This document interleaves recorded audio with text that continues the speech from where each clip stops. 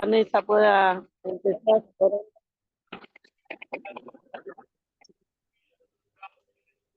Doctora Vanessa, ya estamos. Sí. Oramos primero, ¿sí? Hacemos Sí, una sí. oración para comenzar. Así le pedimos al Señor que sea nuestra guía en esta clase, que sea una clase de bendición y de aprendizaje para cada uno, ¿sí? Que podamos, que Él sea el que nos dé el entendimiento, la sabiduría, ¿sí? Para que pueda salir todo bien, amén. Y no olvidarme ningún punto importante. Padre, te damos gracias, gracias por esta oportunidad, Padre, de seguir perfeccionándonos en tu nombre, seguir, Señor, aprendiendo cada día más de tu palabra, aprendiendo cada día más de ti, Señor. Te damos gracias por esta oportunidad que nos das de reunirnos, Señor, para perfeccionarnos, para toda buena obra, dice tu palabra, para poder hacer hallados siervos útiles para tu obra, Padre. Te damos gracias, Padre, por este tiempo, por la disposición de cada uno de mis hermanos, por lo que tú nos das, Señor, la dedicación, el tiempo, poder prepararnos, Padre. Gracias te damos. Te pedimos que esta sea una clase de bendición, una clase donde podamos, Señor, aprender de tus maravillas, aprender, Señor, de tus propósitos y aprender, Señor, de cada una de las obras que tú has hecho y querés seguir haciendo aún en estos tiempos en nuestras vidas. Gracias, Señor, te damos y encomendamos estas clases en tus manos. Gracias, Señor. Amén y amén. Amén. Dios los bendiga. ¿No me escuchan? ¿Me escuchan bien? Se escucha, se escucha. Bueno, vamos a probar a ver cómo sale para compartir. ¿Ven? ¿Ustedes ven? ¿Ven la imagen, en las imágenes?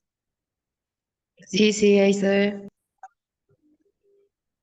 Eh, En donde dice ah, ahí, diapositivas, ahí está, perfecto.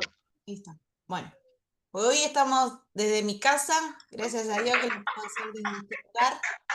Y continuamos con el Antiguo Testamento y con los libros históricos, ¿sí? En esta clase, en esta oportunidad, vamos a ver los dos libros de Primera y Segunda de Samuel, ¿sí? Los dos libros donde empieza un cambio, ¿sí? Pero vamos a hacer un pequeño repaso de cómo llegamos hasta el libro de Samuel, ¿sí? En las clases pasadas vimos los tres libros juntos, que eran los libros de Josué, Jueces y Ruth, ¿sí? Era un tiempo donde ya no había un líder que guiara al pueblo de Israel, ya el pueblo ya estaba había tomado la tierra que Dios le había prometido, ¿sí? Cuando los había sacado de la esclavitud de los egipcios, ya habían tomado su lugar en la tierra de Canaán, ¿sí? Con de la mano de Josué, el líder militar que Dios había levantado, un líder espiritual, militar, un hombre de poder que pudo cumplir con el propósito de Dios, con la palabra de Dios, de llevar al pueblo a la tierra prometida, ¿sí? Ganan batallas, ¿sí? Y cada una de las batallas que Dios le daba, ¿sí? Para poder conquistar un territorio, Dios dejaba en claro, ¿sí? Que no lo ganaban por sus propias fuerzas, sino por la intervención divina de Dios, ¿sí? Podíamos ver el poder de Dios obrando aún en cosas más insólitas que podían pasar. En una de las batallas habían ganado porque Dios envió una lluvia de granizo y esas piedras habían matado a la mayoría de los enemigos.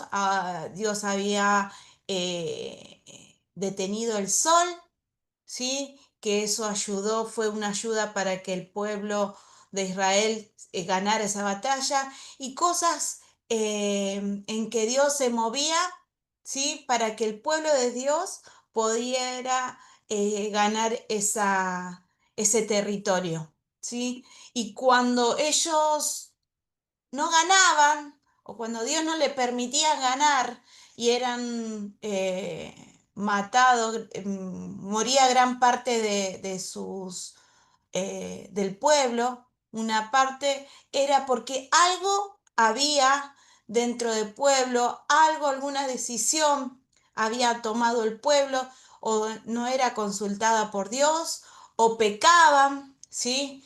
Y Dios no le permitía la victoria. Dios no le daba esa parte de esa tierra, ¿sí? Si había pecado, si había alguna falta ante Dios, Dios no los permitía. ¿Se acuerdan? Era un tiempo en que el pueblo de Dios podía ser guiado por un líder espiritual, un líder que era un líder, que era un hombre que buscaba a Dios, así como lo fue Moisés. Josué fue un líder que buscaba a Dios, un hombre consagrado a Dios, un hombre en que Dios apoyaba, ¿sí? Y lo usaba en gran manera. ¿Sí? Bueno, terminamos el libro de Jueces, viendo después una época de jueces, termina su periodo Josué, llega a la tierra prometida, reparte las tierras a las tribus, ¿sí? Las tribus de Israel, del pueblo de Israel, son distribuidas en toda la tierra de Canaán. Solo tres tribus cruzaron del otro lado, se quedaron del otro lado del Jordán, porque había un trato con Moisés, había hecho con ellos, ¿sí? Pero una parte se quedó en la tierra prometida y fueron distribuidos, ¿sí? Por Josué, por quien le llevaba el mando de este pueblo en la tierra. Y este pueblo llegó a conquistar gran parte de Canaán, pero a su vez quedaron muchas personas, muchos pueblos en esas mismas tierras, que ellos mismos permitieron que queden esos pueblos, como los filisteos y algunos pueblos cananeos, ¿sí? Como los habían hecho ellos un trato como los amalecitas, ¿sí? Con un pequeño grupo que habían hecho un trato, que no los iban a tocar. Quedaron pueblos, ¿sí? Y eso, en esa parte podemos ver que no cumplieron con lo que Dios había pedido. Dios dijo que daban, que le daba esa tierra, que ellos debían luchar, que ellos debían ir por esa tierra, pero a su vez no debían dejar a ningún cananeo. ¿Se acuerdan? De que Dios mandaba a que todos los cananeos fueran destruidos porque era tanta el pecado, la iniquidad que el pueblo, que esa tierra practicaba, que Dios quería desarraigar eh, a toda la tierra de Canaán, ¿sí? Sus ganados, sus propiedades, sus animales, sus reinos, todo. Pero aún así Dios le dio gran parte de la tierra al pueblo de Israel, pero una parte de estos pueblos, pequeños pueblos, ¿sí? Quedaron en Canaán, que a lo largo de la historia, que continúa con los libros que vamos a seguir viendo, esos pueblos, esos remanentes, esas pequeñas, eh, esos pequeños pueblitos que quedaron, esas pequeñas ciudades, ¿sí? Que no fueron totalmente conquistadas, eh, empiezan a ser de enemigos para el pueblo de Dios, para las tribus de Dios. ¿Sí? Lo vamos a empezar a ver a lo largo de cada uno de estos libros. ¿Sí? Una vez que Josué reparte las tierras, muere Josué, ¿sí? Y las tribus, el pueblo de Israel ya no era un pueblo unificado, ¿sí? Ya las tribus estaban distribuidas en cada uno en su territorio, ¿sí? Como Dios lo había dicho, como se lo había dicho a Moisés. Lo hace Josué bajo la guía de Dios, ¿sí? Y en ese tiempo, luego que Josué ya no está más con ellos, ¿sí? Ellos necesitaban hay una palabra que resuena mucho en el libro de Jueces y decía que el pueblo hacía lo que bien le parecía, ¿no? Y empieza un tiempo de ciclos repetitivos, ¿sí? Que hablamos de los ciclos que se vivieron en los tiempos de los jueces. El pueblo estaba sin un líder, el pueblo de Dios estaba sin un líder, ¿y qué hacía? En vez de que el pueblo de Israel le predicara a esos que estaban en su tierra, a esos que habían quedado, no. Ellos se volvían a los dioses de sus vecinos, a los dioses de esos cananeos que habían quedado en la tierra, a esos pequeños remanentes de cananeos que quedaron. Israel se volvía a sus dioses, ¿sí? Y dice que empezaban a hacer lo malo delante de Dios. Dios los castigaba, ¿sí? Los daba a manos de sus enemigos empezaban a pelear porque ellos querían otra vez ocupar esas tierras que los hebreos, que el pueblo de Israel había tomado. Ellos querían recuperar esas tierras. Y ahí se empezaban a armar pequeñas batallas, ¿sí? Algunas tribus se unían para pelear y empezaban a haber pequeñas guerras, pequeñas batallas, y el pueblo de Dios, el pueblo de Israel, otra vez era reprimido, otra vez era eh, batallado por sus enemigos, ¿sí? Y es ahí donde ellos se arrepentían y pedían a Dios, ¿sí? Que Dios obrara a favor de ellos. Entonces Dios levantaba un juez, un hombre levantado por Dios, un juez, ¿sí? El Y el libro juez, de mientras el juez, empieza sí. con la muerte de Sansón. ¿Alguna pregunta? Porque si no hay un micrófono abierto. Ay. Eh,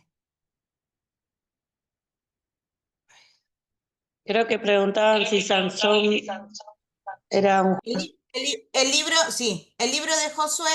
Ahora, espere que vuelvo para atrás. A ver si puedo volver para atrás.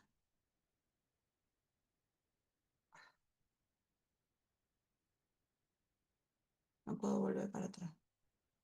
Em,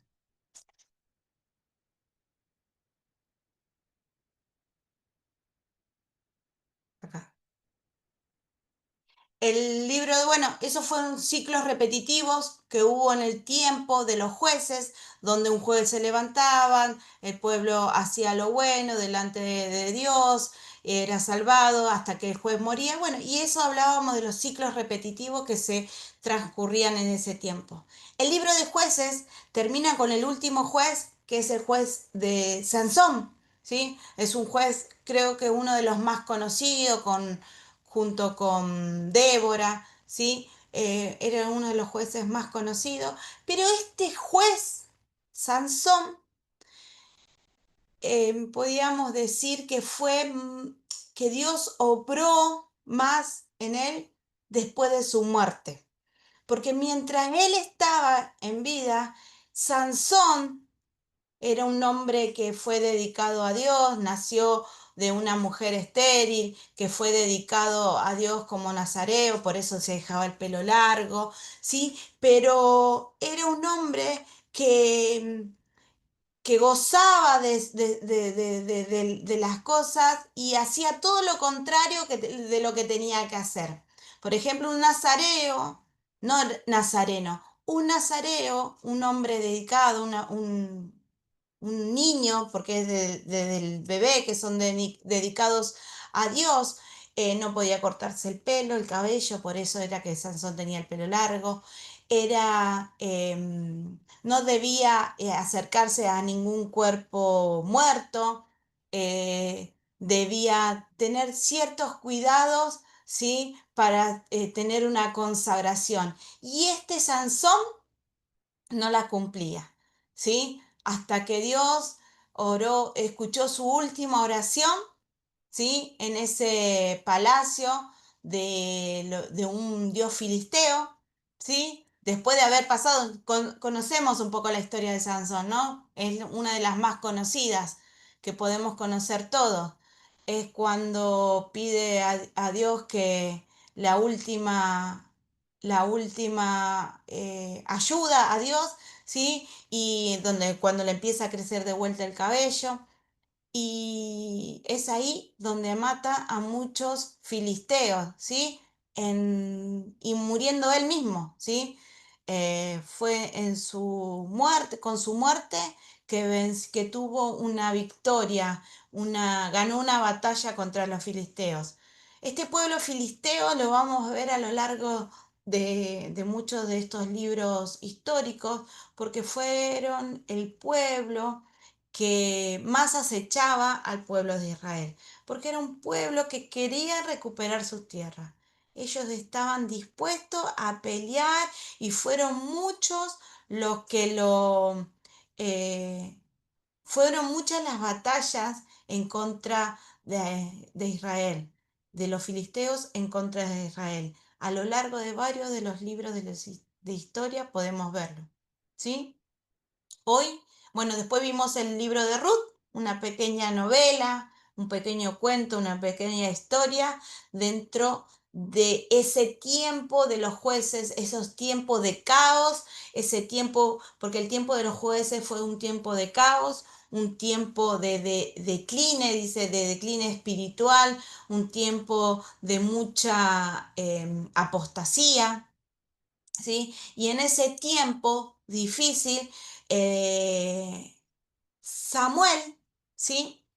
Escribe esta historia, ¿sí? Escribe esta historia de amor, esta historia no solamente escribe una historia de amor para poder ver cómo Dios obraba en tiempos difíciles, sino también escribe esta historia para demostrar la fidelidad de Dios, y no solamente demostrar la fidelidad de Dios y de cómo Dios usaba aún a un gentil como lo fue Ruth para cumplir su propósito, porque a través de ella podemos ver cómo se empieza a entrelazar, y empezamos a ver la punta de la genealogía de David, ¿sí? Que hoy vamos a seguir viendo la historia de David, ¿sí? Y a través de la genealogía de David, la descendencia mesiánica, ¿sí? La descendencia de Cristo.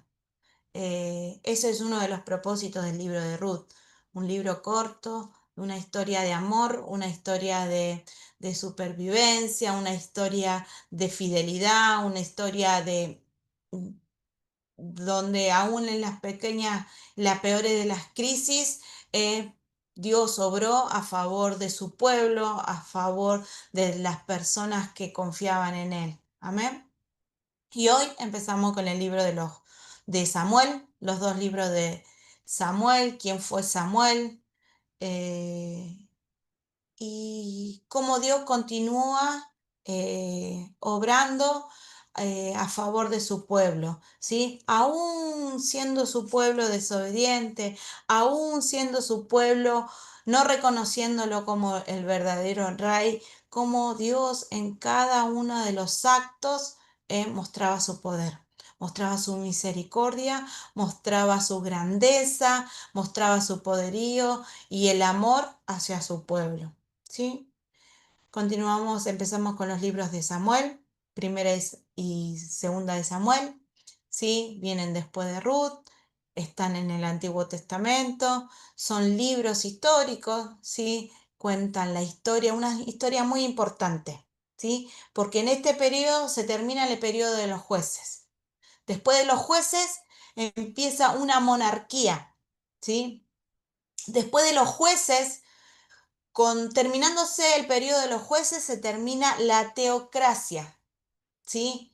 Ya el pueblo no quería ser dirigido por Dios, ¿sí? Por un hombre puesto por Dios, ¿sí? Ellos pedían un rey, ¿sí? Ahí es donde nace la monarquía, porque Dios escucha su pedido. El libro de Jueces termina con la muerte de Sansón, como ya dijimos, dejando sin consuelo, sin rey, sin juez, sin alguien que guiara al pueblo de Israel.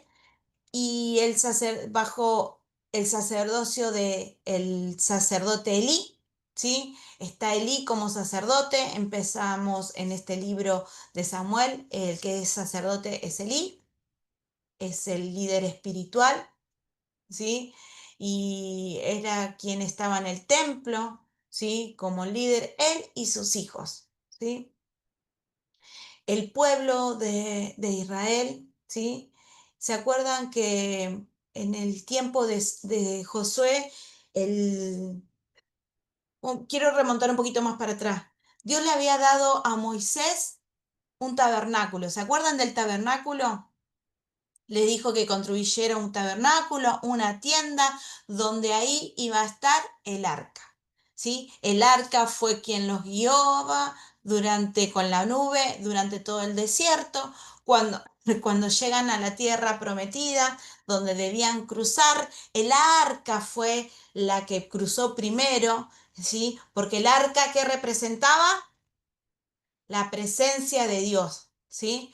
El arca fue lo primero que entró al mar, al río Jordán, para poder que el pueblo después cruzara, ¿sí? Estando el arca en el medio de este turbulento río, se abrieron las aguas y el pueblo pasó en seco, ¿sí? Y el arca estaba siempre con ellos, ¿sí? Acá en estos libros podemos ver el rol importante de la presencia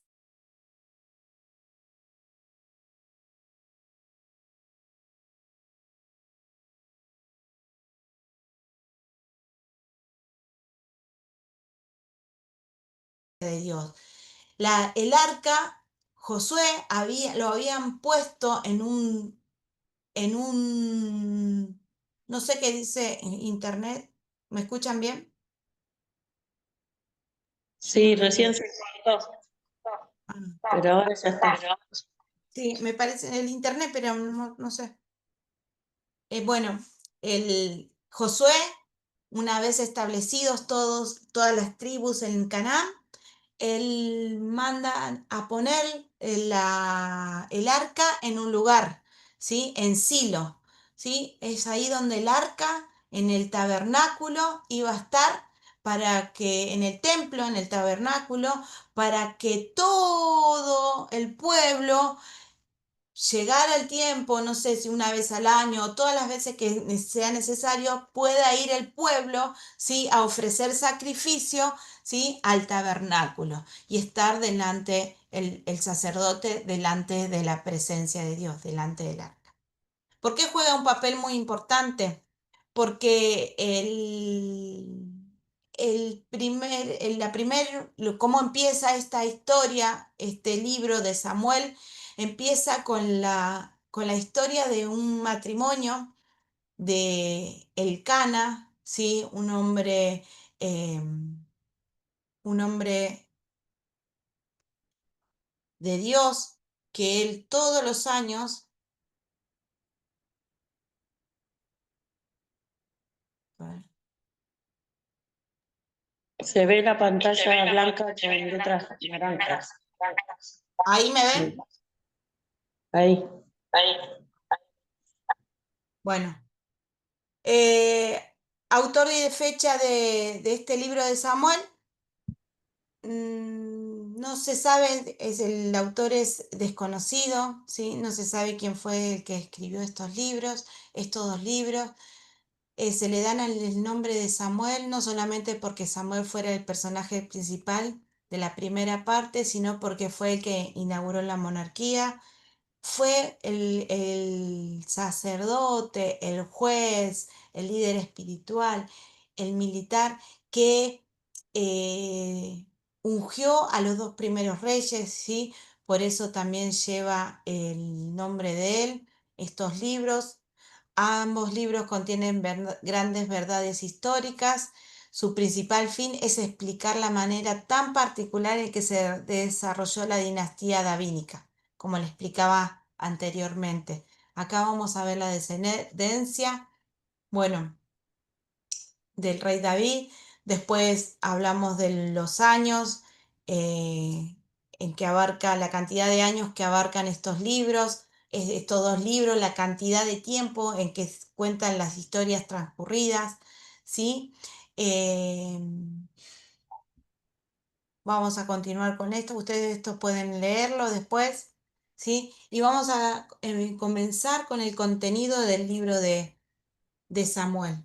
El primer libro de Samuel comienza con esta historia de este hombre, ¿sí? Elcana, un hombre religioso que todos los años, dice su palabra, todos los años subía él junto a sus esposas a darle sacrificios, ¿sí? A Dios, ¿sí? A llevar el sacrificio de Dios. Y él estaba casado con Ana, una mujer estéril, ¿sí? Que ella anhelaba tener hijos, y con Penina, él tenía otra esposa. Esta, creo que la historia de Ana es muy conocida, que todas la conocen, ¿sí? Él subía todos los años y ofrecía sacrificios por sus hijos, y aún le daba a Ana su parte, dice, porque él amaba a Ana, ¿sí? Pero Ana sufría cada vez que iba, ¿sí? Y oraba al Señor, porque ella era burlada por su otra mujer, la otra mujer de su esposo, ¿sí? Ella era burlada, ¿sí? Por no concebir hijos, ¿sí? Su marido Elcana era un hombre religioso que cumplía con la ley de presentarse delante de Jehová en Silo, donde estaba el arca, ¿sí? Llevando a sus esposas al tabernáculo, ¿sí? Y en esta vez que fue con Ana, Ana en esta oración que, que detalla este libro, dice que Ana oró secretamente, tuvo una oración, y hay algo que dice la Biblia que dice que Ana derramó su corazón, ¿sí? En esta oración. Ella oró, ¿sí? Desde lo más profundo de su corazón, ¿sí? Hasta estando ahí el sacerdote Elí, y la miraba como ella oraba, y la tuvo por ebria, dice su palabra, porque en ese tiempo se acostumbraba a orar en voz alta. Y dice su palabra que Ana oró, como sus labios estaban cerrados, que oró desde lo profundo de su corazón, pero aún como que se movía, y que cuando el sacerdote Elí la vio, pensó que estaba ebria, y le dijo que se le pase ya eso, que dijera su vino, y ella le dijo, no, no señor, yo estoy orando, estoy angustiada, y he entregado a Dios pidiéndole que me conceda poder tener un hijo. Y es ahí cuando ella hace una oración, ¿sí? Pidiéndole a Dios esto, pero hace un voto a través de esta oración, que dice su palabra: si te dignares a mirar mi aflicción y me dieras y le dieras a tu sierva un hijo, yo lo dedicaría a ti, dice, ¿no?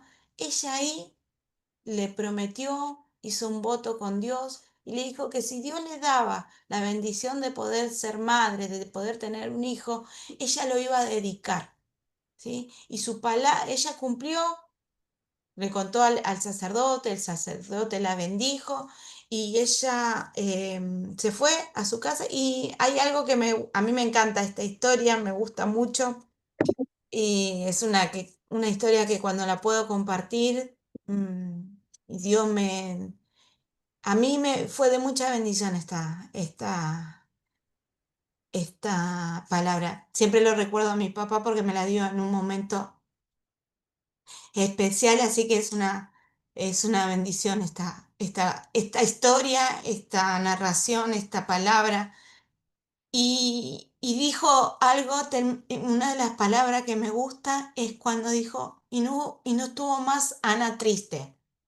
Eso, después de orar, después de derramar su corazón, y no estuvo más Ana triste. Es una bendición de que podamos, después de una oración, entregar todas nuestras necesidades, todas nuestras peticiones, todos nuestros anhelos desde lo profundo de nuestro corazón y que Dios nos haga libre, ¿no? Qué bendición de poder tener siempre presente esta oración, de cómo debe ser nuestra oración, ¿no? De derramar, por más que sea una oración de petición, pero de poder derramar nuestro corazón delante de la presencia de Dios y después de esa oración ser libre, es una bendición, es el propósito de la oración, ¿no? Y dice que después de un tiempo, Ana quedó embarazada, ¿sí? Nace este hijo al que le ponen por nombre Samuel, ¿sí? Y dice que Ana no subió hasta que no lo entregó a él, al niño, al sacerdote, al templo, hasta después de ser destetado, ¿sí? Y lo entregó, se lo llevó al sacerdote desde muy niño, desde los 3 4 años, ¿sí? Para que el sacerdote sea el que lo entrenara, ¿sí? En las cosas divinas, para poder cumplir con el voto que ella había hecho en esa oración ferviente, en esa oración en lo secreto, en esa oración de poder, en esa oración de donde ella dijo, a ti te entrego mis necesidades, a ti te entrego mi angustia, a ti te entrego, pero hacelo Dios, dignate a mirar mi aflicción y yo voy a hacer esto, dijo, ¿no? Y cumplió. Nace Samuel y ella lo dedica, se lo lleva al sacerdote, ¿sí? Y es donde ahí Samuel empieza a crecer en el templo, en el tabernáculo, ¿sí? Guiado por Elí, el sacerdote. Y dice que Ana llevaba todos los años una vestimenta nueva para su hijo, ¿sí? Todos los años, cada vez que ella iba a presentar el sacrificio, ella iba y veía a su hijo. Y después de su hijo, tuvo más hijos, Ana. Así que después de eso, Dios las bendijo. Samuel se crió en el templo, ¿sí? Con el sacerdote y con los hijos del sacerdote, ¿sí? Y este tiempo el sacerdote no era solamente sacerdote, sino también era juez, ¿sí? Impartía la justicia en ese lugar. Y en ese tiempo dice que Dios no hablaba. Dice que la palabra de Dios no estaba, ¿sí? Que no se escuchaba. Pero pasó algo, siendo Samuel muy chico, a la edad más o menos entre los 8 o 12 años, porque era chico, ¿sí? Dice que una noche estando durmiendo, Samuel escucha la voz de que alguien lo llama, le dice Samuel, Samuel, y él va corriendo al sacerdote y le dice, heme aquí. Y el sacerdote le dice, no, yo no te llamé, volvete a dormir. Y así lo hizo por 2 veces hasta que el sacerdote se da cuenta que al que lo estaba llamando a Samuel era Dios, ¿sí?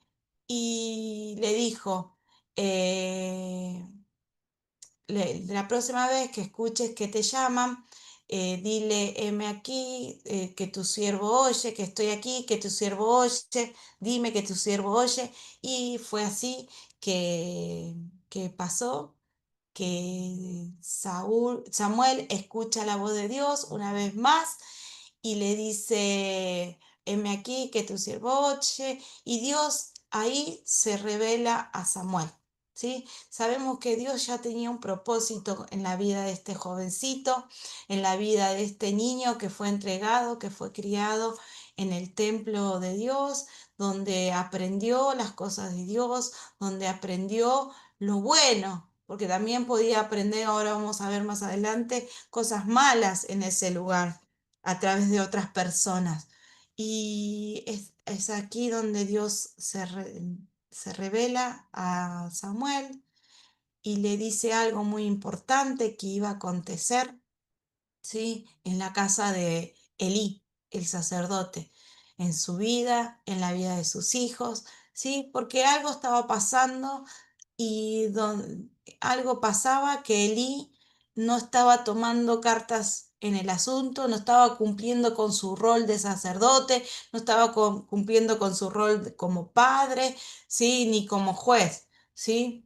Elí tenía 2 hijos, estos sacerdotes también, ¿sí? Pero estos 2 hijos de Elí eran unos hombres malos, nada que ver a su padre, hacían cualquier cosa dentro del templo, ¿sí? Elí era un hombre bueno, pero débil. Descuidó la disciplina moral de sus hijos y no contenía su desenfreno. Estos hombres practicaban cosas en las que no eran de Dios, cosas inmorales, cosas,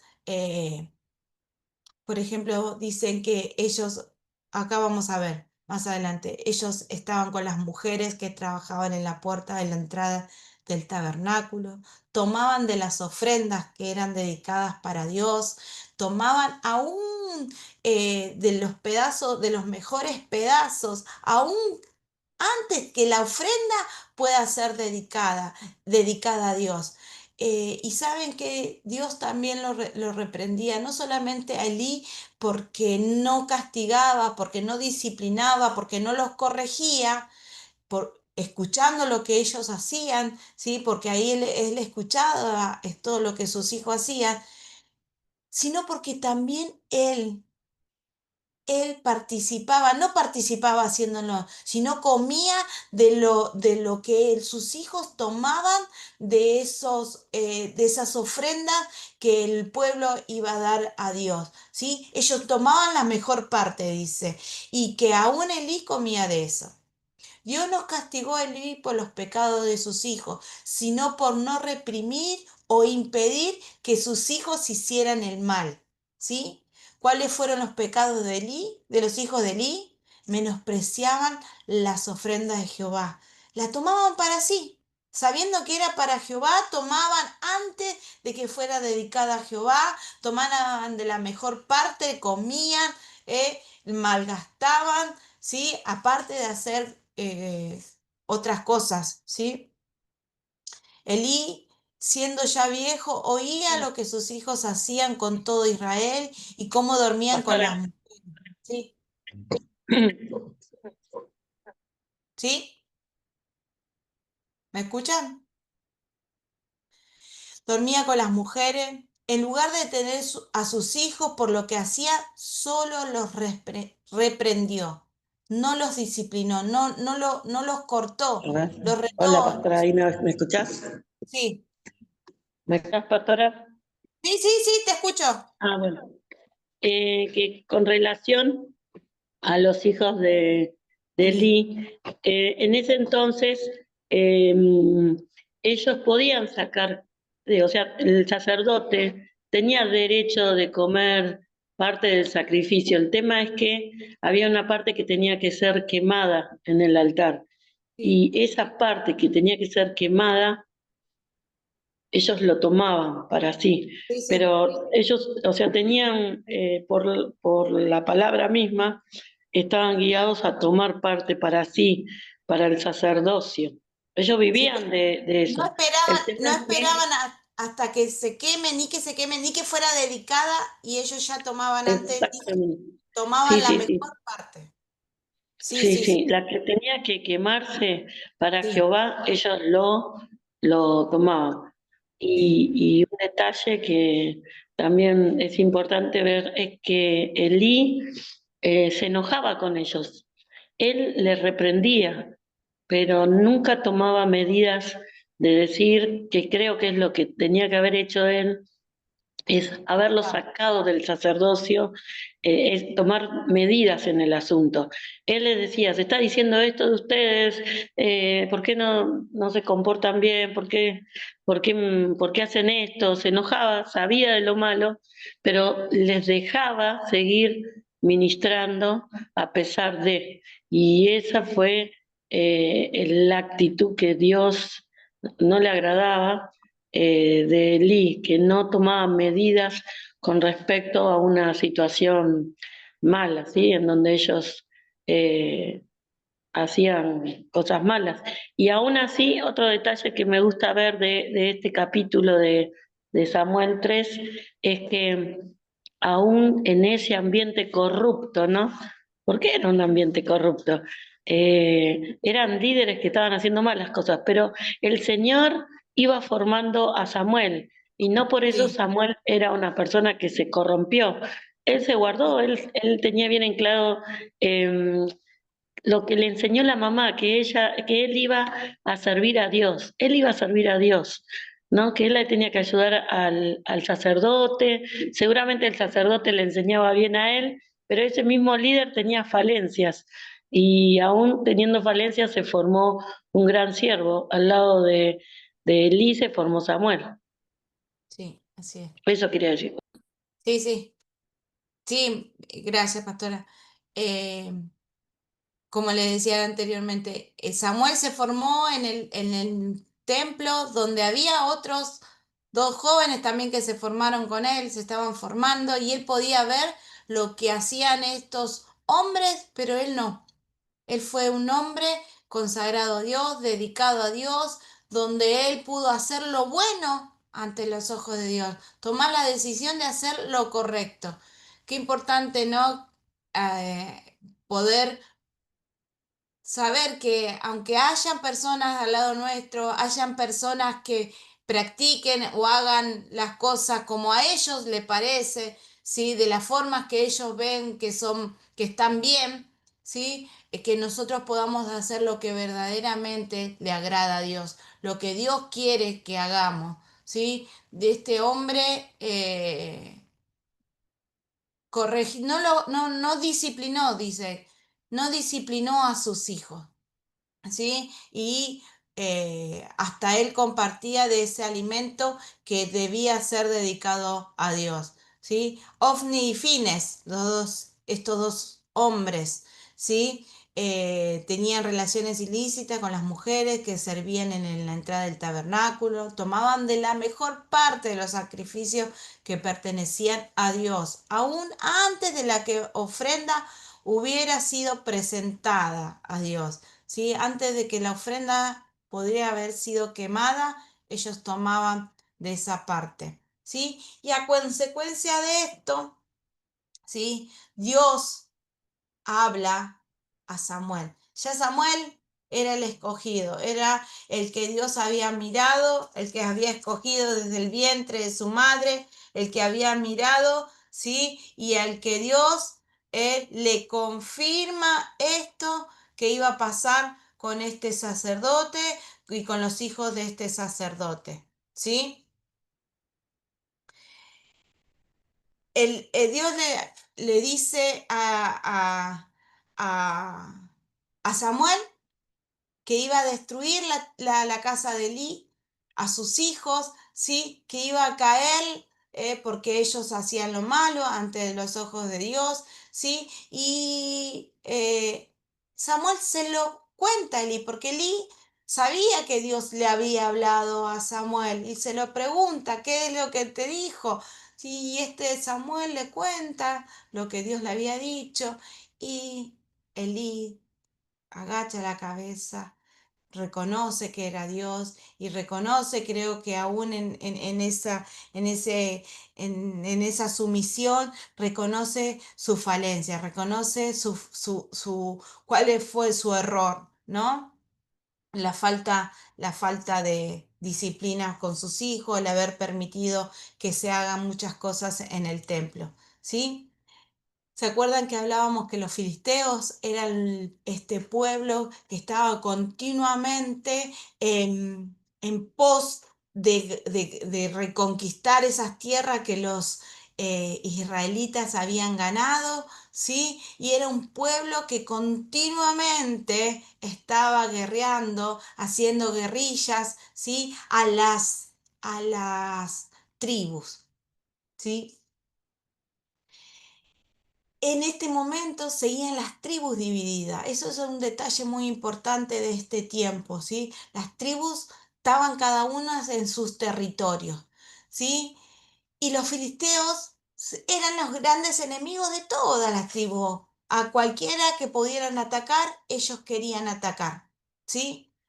El pueblo de Dios también iba al ataque cuando estos filisteos se levantaban, iban al ataque, pero veían que no ganaban, veían que no podían, ¿sí? Y a algunos se le ocurre de poder que el arca del pacto pueda acompañarlos a la guerra, ¿sí? A estas batallas.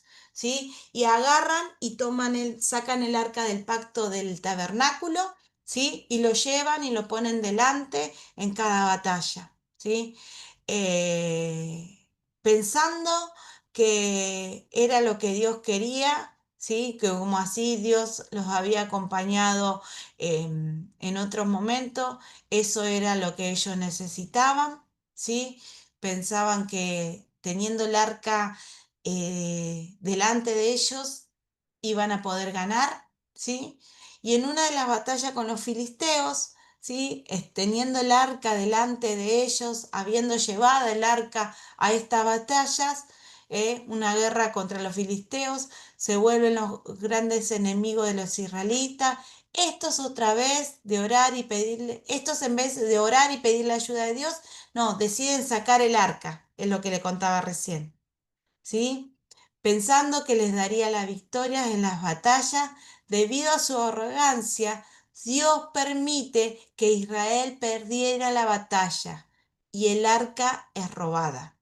Eso en una de estas batallas, en una de estas guerras, ¿sí? En que Dios dice, no, no me pidieron a mí, no oraron, no me buscaron, no pidieron que sea yo, sino que sacaron el arca y lo pusieron como si fuera un trofeo, ¿sí?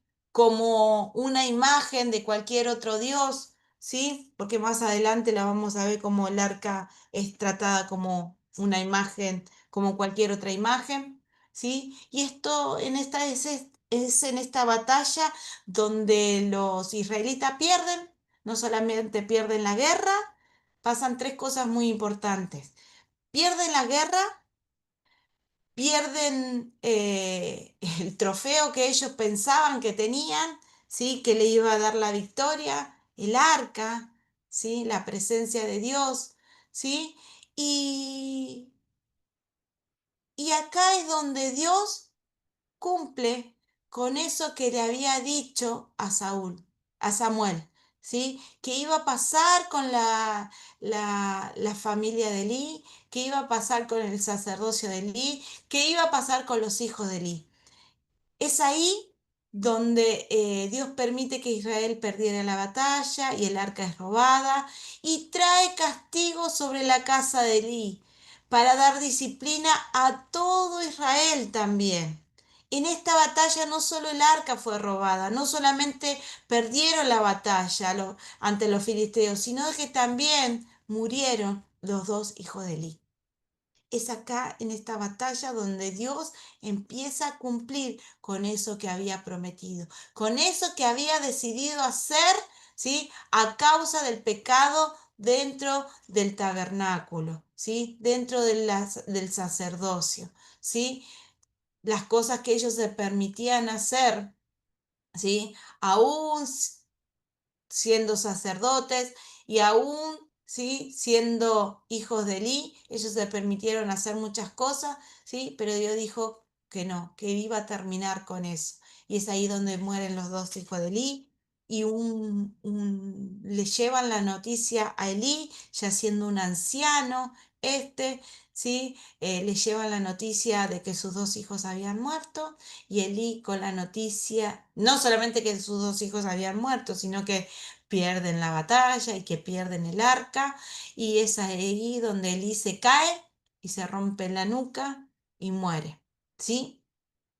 Los filisteos ganan el arca, dicen tenemos el Dios de Israel, para ellos era un Dios como una imagen, como ellos tenían sus imágenes, el pueblo filisteo era un pueblo politeísta, ¿sí? Creía en muchos dioses, ¿sí? Y para ellos era un Dios más, ¿sí? El Dios de Israel. llevan el arca, ¿sí? Los filisteos a uno de sus templos, ¿sí? Ellos creían en uno de sus dioses, era el dios Dagón, ¿sí? Y ellos a lo largo del territorio, como ellos estaban distribuidos en varias partes, ellos tienen varios templos al dios Dagón, ¿sí? Y uno de los templos que podemos ver, que anteriormente también fue derribado, fue el templo que derribó Sansón. ¿Se acuerdan que terminamos el libro de Jueces con Sansón derribando el templo con sus manos porque había pedido a Dios que le dé una última oportunidad? Y es ahí donde muere Sansón y muere eh, los filisteos que estaban ahí celebrando en el templo. Bueno, era en el templo de este dios Dagón, ¿sí? Y en otro lugar donde estaba era en esta ciudad donde llevan, ¿sí? Había otro templo, otro lugar donde tenían una estatua gigantesca, ¿sí? A este dios Dagón, un dios. El pueblo filisteo era un dios era un pueblo que creía mucho en como estaban en las riberas, tenían sus dioses relacionados con los peces. eh, por eso la estatua de este rey Dagón era mitad pez y mitad hombre, ¿sí? Y llevan el altar a este templo donde está el rey Dagón, donde estaba esta estatua gigantesca, y ponen el arca delante de la estatua del dios Dagón, ¿sí? Mientras el arca estuvo en las manos de los filisteos, les trajo muchos problemas, ¿sí? Ponen el arca delante de la estatua, ¿sí? Y a la mañana siguiente se dan cuenta de que la estatua había sido derribada delante del arca. Así la pusieron varias veces y varias veces la estatua caída hasta que la última vez la estatua está rota, ¿sí? Pero no solamente el problema de la estatua de su dios, que estaba rota o se rompe, sino que el tener el arca en su ciudad, en medio de su pueblo, los filisteos recibieron grandes plagas, ¿sí? Plagas de tumores, ¿sí? Enfermedades que sufrió el pueblo, hasta que se dieron cuenta de que podía ser el arca, el Dios de los israelitas, lo que estaba causando todas esas enfermedades, esas plagas, esa ruptura de sus grandes estatuas, de sus grandes dioses, ¿sí? Lo que estaba produciendo eso en medio de los filisteos. Y deciden devolver esta arca, ¿sí? Pero nadie la quería tocar, nadie quería acercarse, ¿sí? Eh, Desesperados de qué hacer con esta arca, se le ocurre la idea de atarla, ¿sí? A un carruaje con dos vacas, ¿sí? Es larga la historia, eligen dos vacas que sean vacas que hayan tenido recientemente crías, que sean vacas que nunca hayan llevado carga. Bueno, la atan, todo porque ellos querían confirmar de que este Dios de Israel era el causante de todas esas cosas, ¿sí? Hasta la querían devolver de cualquier forma, que hasta le pusieron un oro, ¿sí? La devolvieron, le pusieron oro, imágenes de oro dentro del carruaje que llevaba el arca a la ciudad. La ataron a estas dos vacas y las vacas empezaron a caminar directamente hacia la ciudad, ¿sí? De Israel. Y es ahí que el arca llega a un lugar, a una ciudad que era no específicamente el pueblo de Israel, sino que era una ciudad que se había aliado, ¿sí? En un momento, ¿se acuerdan? Con Josué, ¿sí? Que habían sido engañados los moabitas. Bueno, con ellos se alían y quedan ahí cerca de ellos el arca, ¿sí? Ya, Doctora, sí, disculpe, en un minuto ya se puede hacer una pausa de un recreo de 10 minutos. bueno, Ya estamos en tiempo, pero sí bueno, 29. bueno. Acá, si querés cortamos acá, ya son y 30. Ya son- Hermanos, hermanas, vamos a continuar, pero antes de continuar, déjame, pastora, anunciar la Escuela de Formación Intensiva, ¿sí? A todas las personas que están en este grupo y que también están por YouTube para que puedan ser parte de la Escuela de Formación Intensiva que se va a realizar en Icuet, Montegrande, en pocos días, del 22 de julio al 25 de julio. Es una escuela, no es campamento, no es retiro espiritual, no es congreso, no es convención, es una escuela, se viene a aprender. Hay una formación, hay formadores, hay una invitada especial de Brasil que viene, Adriana Souza, va a ser la oradora. En este caso, más allá de que se sumarán pastoras a ministrar durante 4 días, es de martes al viernes, ¿sí? Son días en donde está la parte teórica y después una parte práctica que es salir, hacer servicio, hacer evangelismo, se sale a la calle, se tiene tiempos de talleres, hay tiempos en donde se hace sanidad interior, se comparte, se habla, se ora, se llora, se, se sale a la calle, se ora, se comparte, se aprende y así durante 4 días. Es una actividad muy buena que va a estar, tiene un costo mínimo de 60.000 pesos, 4 días 60.000 pesos y es para mujeres del Ministerio de un Encuentro con Dios. Vos, si estás sirviendo, es para vos esta oportunidad, no es para muchas, es un grupo elegido y elegido por Dios, porque se va a armar con ese equipo de la mano de Dios. Así que te invito a que puedas tener la oportunidad de no desaprovechar unas vacaciones distintas y unas vacaciones con propósito, ¿sí? Con un propósito en las manos de Dios. Quién sabe si no está sentada ahí aquella persona que lo va a estar haciendo. Así que te animo. Y si tenés adolescentes, del 28 de julio al 1 de agosto, también se va a realizar acá mismo para adolescentes.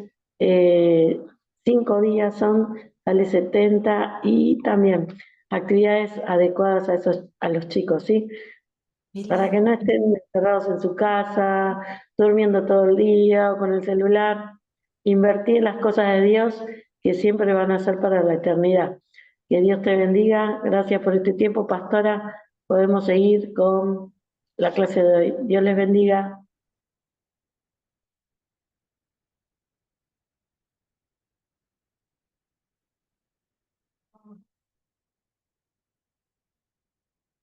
Ay, no sé, ahora no puedo compartir.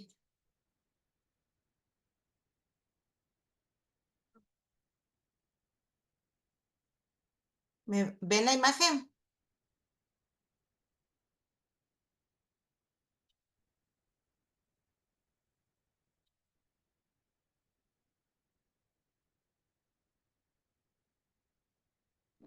Luego de la desastrosa batalla en la que la ya fue, se puso- No puedo ponerla para compartir. en donde dice presentación con diapositivas, Ajá. donde dice desde la diapositiva actual. Ahí tenés que poner. Toca Ahí ahí. está. Ahí, listo. ¿Ahí ven? Sí, sí. Bueno, bueno, ahí está. Continuamos. Terminamos con que Elí y sus hijos fueron muertos. Dios había cumplido con lo que había prometido, lo que le había hablado a un profeta y al mismo Samuel. Y el arca de Dios es robada, llevada por los filisteos, la tienen un tiempo.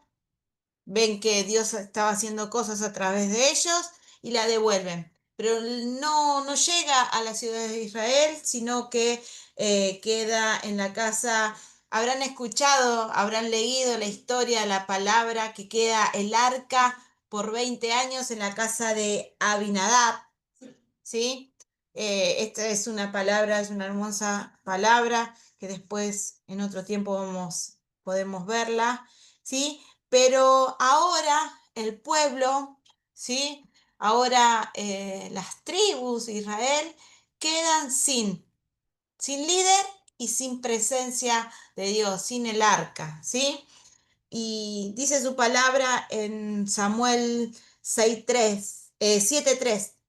Habló Samuel a toda la casa de Israel diciendo, si de todo vuestro corazón os volviereis a Jehová, quitando los dioses ajenos y Astarot de entre vosotros, y preparad vuestro corazón a Jehová, y solo a él servid, y os librará de la mano de los filisteos. Entonces los hijos de Israel quitaron a los Baales y a Astarot y sirvieron solo a Jehová. Y continúa diciendo, y Samuel dijo, reunid a todo Israel en Mizpa y yo oraré por vosotros a Jehová. Y se reunieron en Mizpa y sacaron agua y derramaron delante de Jehová y ayunaron aquel día y dijeron allí, contra Jehová hemos pecado. Y juzgó Samuel a los hijos de Israel en Mizpa. Luego de la muerte del sacerdote, de los sacerdotes, de los hijos de Elí, de la batalla, de la pérdida del arca, el pueblo quedó sin líder, el pueblo quedó solo, devastado, y es ahí donde Samuel los reúne y les dice que reunió a toda la casa de Israel. Dice, habló Samuel a toda la casa de Israel, a todos, ya a todas las tribus, ¿sí? Le dice, si se volvieran a Dios, dejaran de practicar lo malo, se volvieran su corazón al único Dios, dejando de practicar las cosas con los dioses, con los otros dioses, con lo que los pueblos introdujeron en su vida, dice, si se arrepintieran, el Dios los perdonará, ¿sí? Porque ellos estaban temblorosos en lo que iba a suceder. Y es ahí donde Samuel los reúne en Mizpa, ¿sí? Y ofrecen el holocausto, ¿sí? Y dice que confiesan sus pecados. Se reúnen en Mizpa y sacaron agua y derramaron delante de Jehová y ayunaron aquel día y dijeron así, empiezan a confesar, contra Jehová hemos pecado. Confiesan sus pecados, ¿sí? Y es ahí donde Samuel está con ellos, ¿sí? Y los insta a hacer este acto. Luego de la desastrosa batalla en la que el arca fue capturada por los filisteos, Samuel pasó a ser conocido como juez y líder del pueblo. Vuelve a la tierra donde había nacido, a Ramá, y desde allí empieza a cuidar cada una de las ciudades, viajando durante todo el año por la tierra, instruyendo al pueblo, guiándolos en la adoración. Él ahí estaba pendiente del pueblo. Él estaba guiando al pueblo, donde les enseñaba todo lo que él había aprendido en el templo, todo lo bueno, lo que Dios había hecho con su vida, él lo empezó a poner en práctica en este tiempo, ¿sí? Guiando, siendo el líder del pueblo, guiando a un pueblo. Samuel vio que el pueblo había alcanzado el verdadero arrepentimiento por la idolatría en la que habían caído y el deseo de servir al Señor, y convocaron una nueva reunión para ofrecer sacrificio y renovar el pacto. Los filisteos se enteran de este evento, de esta reunión que había tenido el pueblo de Israel en Mizpa, ¿sí? Donde Samuel los reúne, ¿sí? Los filisteos estaban al pendiente de que ellos, de lo que hacían los israelitas. Si ellos ya no se juntaba una tribu sola, sino se juntó, dice, toda la casa de Israel, todos, la mayoría de las tribus se juntaron, o todas se juntaron en ese lugar para arrepentirse de sus caminos, para volverse de su idolatría, para volverse de sus pecados, para confesar sus pecados, dice la palabra. ¿Sí? Los israelitas se enteran de esta reunión y los empiezan a atacar. ¿Sí? Pero Dios vio el arrepentimiento de este pueblo, vio la oración que Samuel hace, ¿sí? Y él ahí donde empieza a mostrar otra vez su poder, ¿sí? De una forma inusual, de una forma inesperada. Dice que una gran tormenta de trueno confundió al ejército enemigo que permitió que los israelitas los vencieran rápidamente. Dios le dio la mano otra vez a su pueblo, dándole la victoria delante de estos filisteos. ¿Sí? Fue tan grande la victoria que los filisteos no se atrevieron a atacar de nuevo durante el periodo del fuerte liderazgo de Samuel. No era cualquier hombre, no era otro sacerdote débil que no iba a aplicar disciplina, otro sacerdote que no hacía lo bueno delante de Dios, un hombre, no era un sacerdote que iba a permitir que el pueblo pecara o que les iba a hablar de una manera tranquila, bueno, dejen de hacerlo mal, no.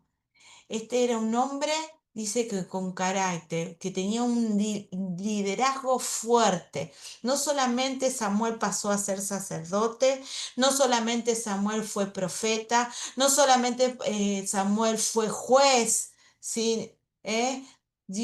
No solamente fue un líder, tuvo varias,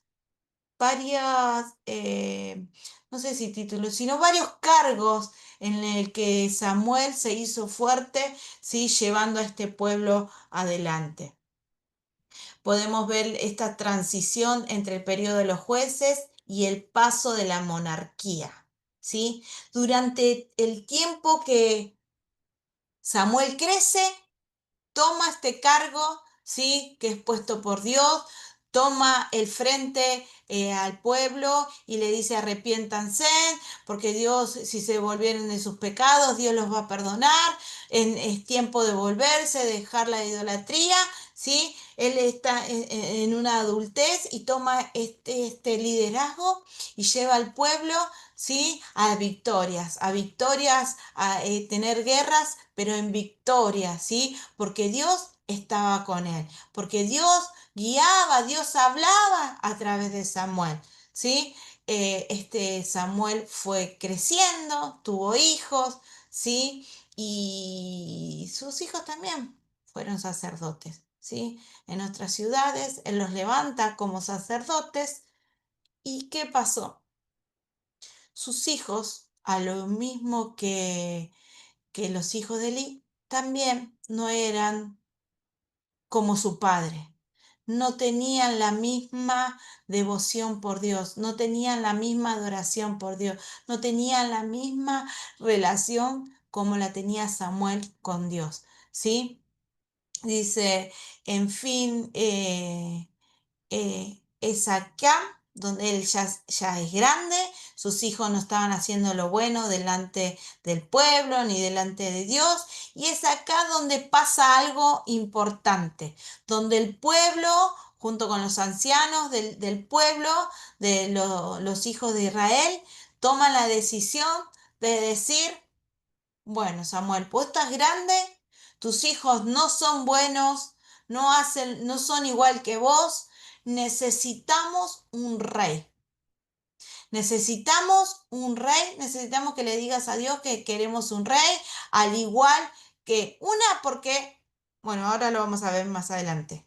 El pueblo y los ancianos estaban de acuerdo con Dios, que fueran teocráticos, que Dios sea quien los siga guiando, que Dios sea su líder máximo, que Dios sea su líder supremo. Eso, no querían más ser teocráticos, sino querían pasar a ser que la monarquía empiece, ¿sí?, a gobernarlos, ¿sí?, a ser su autoridad. Eran tan desobedientes que demandaban un rey como las naciones vecinas. No solamente porque Samuel era viejo, sino que ellos querían ser igual que las naciones vecinas.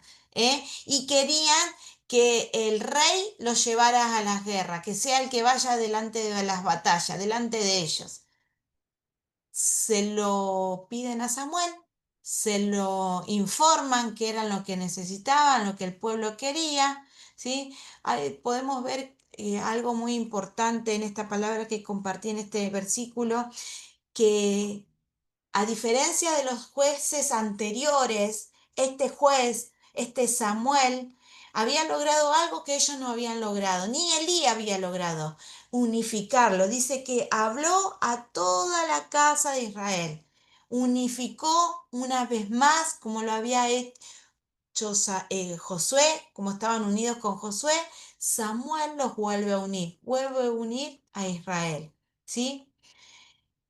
Samuel le anuncia esto a Dios, este pedido que tiene el pueblo y los ancianos de la iglesia, se lo anuncia a Dios, que quieren, que les dice que no, que Dios, Samuel enojado se lo anuncia a Dios diciendo que lo estaban, que no lo querían a él como líder, que estaban rechazando su liderazgo, pero Dios le dice que no lo rechazaban a él, sino que estaban rechazando al mismo Dios, que al Señor rechazaban, que no estaban, porque él hablaba a través de Dios, ¿sí? Él hablaba lo que Dios quería hablar, ¿sí? Que se quedara tranquilo, que está bien, que le iba a pedir, que eso que ellos pedían se los iba a dar, que iba a cumplir con eso. Está bien, le dice, Samuel, no te preocupes, le dice Dios, se lo vamos a dar. Ellos quieren un rey, una monarquía delante de ellos, se la vamos a dar,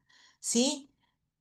Pero le dice, pero decirle que hay unos puntos importantes que ellos deben tener en cuenta, qué conlleva tener una monarquía, qué consecuencias iban a tener al aceptar una monarquía, ¿sí? Le dice, aunque Samuel les hacía ver que qué problemas le traería una monarquía al pueblo, volvió a pedir un gobernante. El pueblo volvía, insistía, y le da 3 razones. Dice, que deseaban un líder porque para que dirigieran en tiempos de guerra, ellos le decían sus razones, el pueblo le decía sus razones. Decían que Samuel era demasiado viejo y que deseaban las mismas pompas y ceremonias de la corte real como sus vecinos tenían. Ellos miraban cómo eran gobernados sus vecinos, las ciudades vecinas, y ellos querían lo mismo para sí, ¿sí? Samuel le lleva la petición, pero pasa algo también, le dice. Miren que una monarquía conlleva de que en el palacio el rey va a necesitar de sus de la gente que trabaje para él, de sus esclavos, y va a tomar de sus hijos. Le decía, miren que va a pasar eso, miren que van a tener impuestos que pagar, miren que esto, ¿viste? Bueno, pero aún así, ellos seguían insistiendo. Dios le dice que Dios le iba a dar su rey, ese rey, que le da la forma de cómo Samuel iba a conocer a este nuevo rey, a este rey. El primer rey que Dios elige primeramente es Saúl, ¿sí? Que Dios elige y que Samuel eh, unge, ¿sí?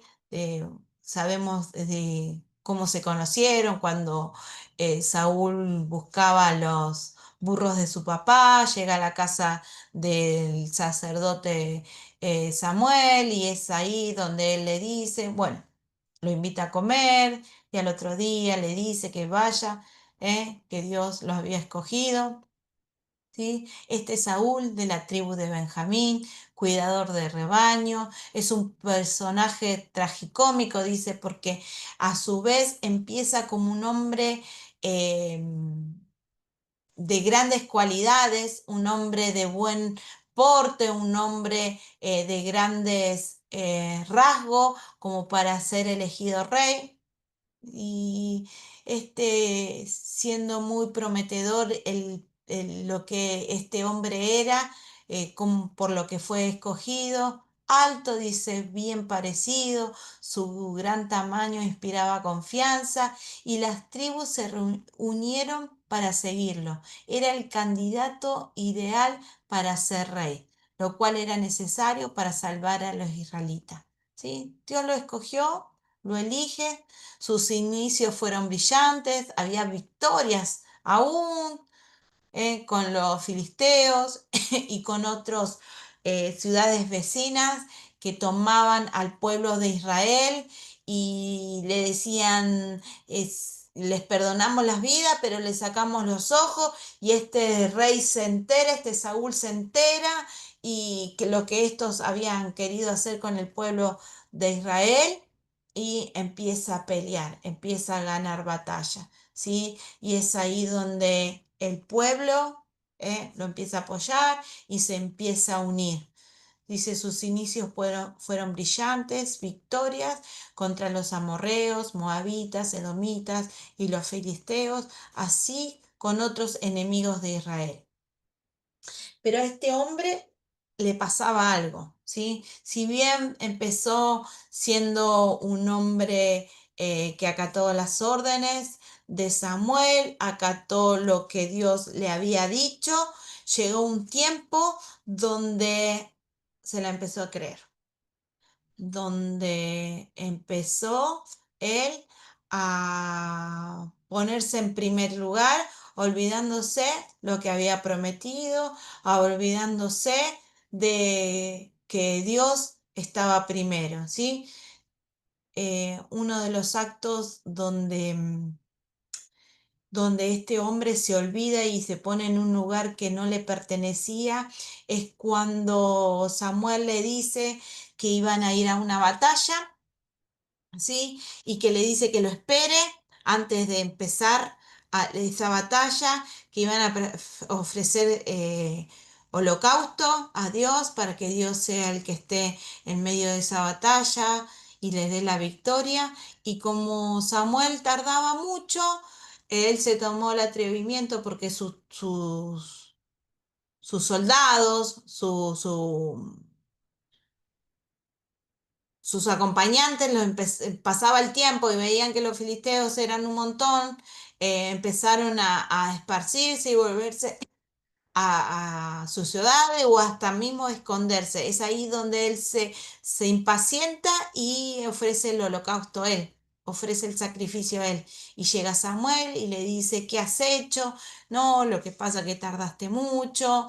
Bueno, ahí ya cometió un gran error, después comete el error de quedarse cuando Dios manda a que destruya totalmente a sus enemigos, sus riquezas, sus propiedades, sus cosas, él toma para sí cosas, ¿sí? Él olvidándose otra vez de lo que Dios había mandado.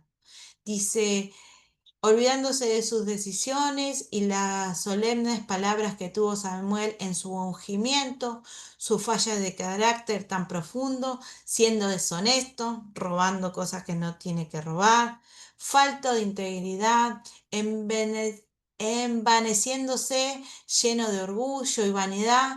Su historia es un testimonio inolvidable de las trágicas consecuencia de la desobediencia y la terquedad al plan de Dios, ¿sí? Cuando hablamos en una traducción del lenguaje actual, podemos ver esa palabra de la terquedad, de lo terco que era él al sujetarse a los planes de Dios, ¿sí? Este rey Saúl cometió tres grandes pecados, ¿sí? Y es ahí donde él empezó su reinado con un crecimiento, con un apoyo de Dios, con un ganador de batallas, con una confianza, con una firmeza, con un apoyo de un pueblo que se unía, ¿sí? Pero llegó un momento donde empieza su reinado a declinar. Y no solamente empieza su reinado a declinar, sino que hasta su mente, ¿sí? Empieza a perderse. Tres grandes pecados cometió Saúl. El primero fue en la batalla de los filisteos, en Mizpa, hizo el sacrificio antes de la batalla y en ausencia de Samuel. El único que podía hacerlo era el sacerdote, ¿sí? Él no tenía la capacidad, no tenía la santidad para poder hacer tal sacrificio, ¿sí? Se tomó atribuciones que no eran. Otro fue ordenar al ejército que se abstuvieran de comer hasta que fuera vengado y que el que comiera moriría. ¿Sí? Y el mayor pecado fue la elaborada desobediencia hacia el Señor. No obedecía, robando las cosas de los pueblos que atacaban. Era un hombre que se empezó a manejar por su cuenta, un hombre que empezó a dejar la guía de Dios, que empezó a no escuchar lo que Dios le mandaba, ¿sí? Y antes de esto, ¿sí? Dios le dice a Samuel que iba a enviar a otro rey, que iba a levantar otro rey, y es ahí donde lo envía a la casa de este, ay, no me sale el nombre ahora, de este hombre, y este hombre le ofrece todos los hijos que tenían, y, y Samuel sabe que no era ninguno de esos hombres, de esos hijos, sino que era otro, y era David, el pastor de ovejas que estaba en el campo cuidando las ovejas, el que iba a ser ungido. Lo unge en esta casa sin que Samuel se enterara, ¿sí? Sin que Samuel supiera, porque Dios ya había dejado, ¿sí? Ya había como ya se había apartado de Saúl, ya lo había dejado, ¿sí? Porque Saúl sabía que Saúl se había convertido en un hombre malo, en un hombre vengativo, en un hombre que no escuchaba la palabra de Dios, y ya Dios se había apartado de él, llevando, hablándole a Samuel y llevando adelante el plan para levantar al nuevo rey. Si bien este nuevo rey que ungen en secreto, que unge Samuel en secreto, era todavía un niño, ¿sí? Para llegar al reinado debía pasar mucho tiempo, este joven niño de buen parecer también, pero joven, ¿sí? Cuidador de oveja, tocaba el arpa, ¿sí? Y llega, ¿sí? Luego de que Samuel lo unge, David continúa con su vida, Saúl continúa con su vida, pero Samuel le dice algo a este rey Saúl. Le advierte algo que Dios había dicho, que Dios había visto en él, ¿sí? Que eso lo podemos ver en el capítulo 15, ¿sí? Que dice, su palabra dice, y Samuel le dijo, ¿se complace Jehová tanto en los holocaustos y víctimas como en que se obedezca más o que se obedezca a las palabras de Jehová? Ciertamente el obedecer es mejor que los sacrificios y el prestar atención que la grosura de los carneros, porque como pecado de adivinación es la rebelión y como ídolos e idolatría la obstinación. Por cuanto tú desechaste la palabra de Jehová, Él también te ha desechado para que no seas rey. ¿Sí? Es ahí donde Saúl se entera de que Dios ya no tenía más planes con él, de que Dios le iba a sacar su trono, de que Dios quería cumplir algo, cortar algo que había nacido en su corazón, ¿sí? Dios le había dado el reinado, Dios le había dado el ungimiento, Samuel lo había ungido, Dios le dio el pueblo lo empezó a guiar. Dice que el corazón de cuando conoció a Samuel, Saúl, dicen, cuando regresaba, su corazón cambió, su corazón fue transformado. Pero a medida que pasaba su reinado, a medida que él veía las victorias que tenía, a medida que iba creciendo, su corazón se volvió para el otro lado. Su corazón se, eh, se volvió un hombre vengativo, un hombre maltratador, un hombre arrogante, ¿sí? Que no escuchaba ya más a Dios, ni a Samuel, ni lo esperaba, ni lo respetaba, ¿sí? Y es ahí donde Dios le dice que él no iba a ser el rey. Samuel va, busca a David, lo unge en secreto, y es acá donde Saúl empieza a tener problemas muy serios, ¿sí? Comienza la caída del reino de Saúl. Luego de escuchar a Samuel de lo que había sido rechazado y desamparado por Dios, el temor y las sospechas empezaron a desestabilizar su estado mental. ¿Saben qué pasó? Este hombre empezó podemos decir hoy en día eh, que se habla de ataques de ansiedad.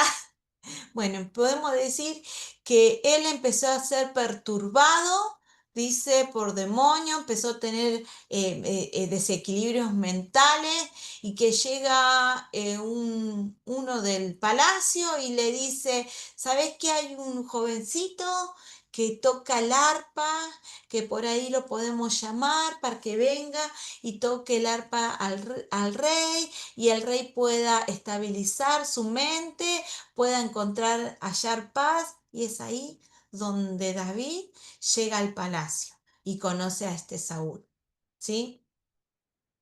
Este Saúl, un hombre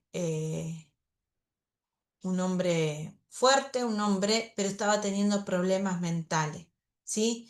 Más adelante podemos ver, luego de que David fue ungido por Samuel en secreto para ser el sucesor de Saúl y rey de Israel. David era menor, de su padre Isaí, de Belén de Judá, era un joven pastor de ovejas y también tocaba el arpa. Bueno, es ahí, por tocar el arpa, que llega al palacio, ¿sí?